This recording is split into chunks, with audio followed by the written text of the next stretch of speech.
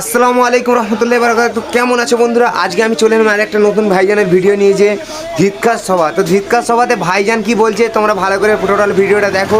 রাজি থাকেন, উঠে দাঁড়ান। আপনাদের ভোটেই যদি 21-এ কেউ সরকার হতে পারে, আপনাদের ভোটেই যদি 24-এ কেউ এমপি হতে পারে, আপনাদের ভোটেই যদি কেউ প্রধান হতে পারে, তাহলে আজ আপনাকে বাদ দেবে সেই এমএলএ এমপি মন্ত্রী প্রধান করে আমাদের ধরা দরকার আছে না নয়? তাই ঘাবড়ে গিয়ে কোনো ভুল পদক্ষেপ নেবেন না। এই দেশ মোদি অমিত শাহ কারো বাবাকালী সম্পত্তি নয়।